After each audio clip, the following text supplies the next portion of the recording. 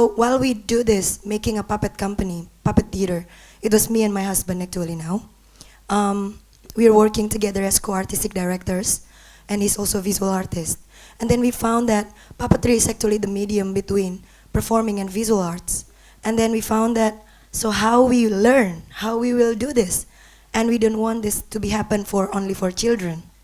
Definitely we don't have that kind of combination in our country. So we need to go out to find friends that doing the same thing with us.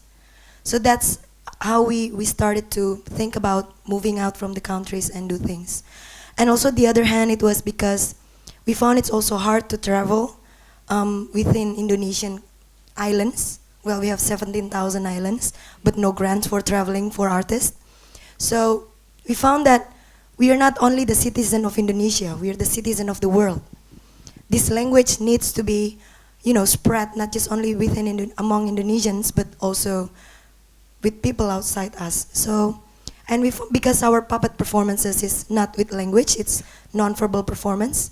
So we thought that's also why we do this, because we want to spread the message further out. So yeah, it's always good to go out and then meet the people who do the same thing with you, which is it's not always from the puppetry scene, but people with problems, and then how they solve it. So I think that's what actually our reason.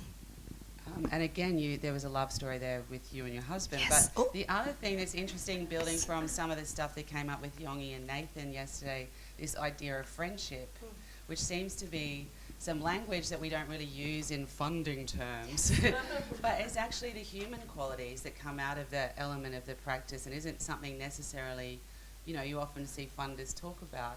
So I'd really like to maybe unpack that a little bit more. But Sally, what are your sort of thoughts about your international practice?